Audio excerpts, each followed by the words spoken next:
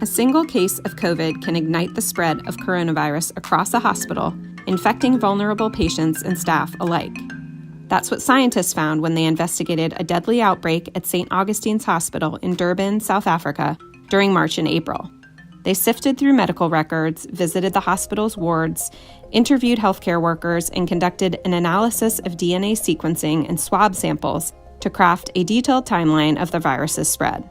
They suspect the virus spread by respiratory droplets and from passing around objects like a stethoscope or thermometer.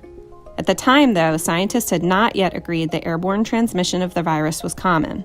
The virus also appeared to spread when they moved patients between hospital wards. So how did this play out in real time? A patient who had recently traveled from Europe arrived in the emergency room. The 38-year-old male experiencing respiratory symptoms got screened before being sent to a triage room for assessment. This was the hospital's first COVID case.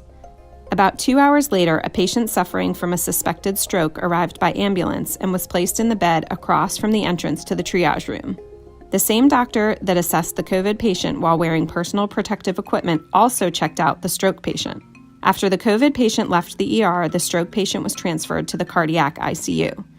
6 days later, the 81-year-old experienced COVID symptoms, later testing positive and ultimately passing away. Over the next 8 weeks, the hospital confirmed 119 COVID cases, 80 staff members, and 39 patients. 5 were readmitted to other hospitals, and another 5 were discharged, only to be contacted and recalled when their symptoms matched COVID-19. 15 of the 39 patients who caught the coronavirus died. Among the staffers who tested positive, more than 3/4 were nurses and student nurses. A large portion of the patients who tested positive spent time in multiple wards. The stroke patient, for example, moved among 5 locations within the hospital. In the medical ICU, where almost a third of the infected nurses worked, the patient spent 5 days while symptomatic, initially in a shared open space before being moved into an isolated cubicle. A second symptomatic patient followed the same trajectory. 9 other patients later became infected too.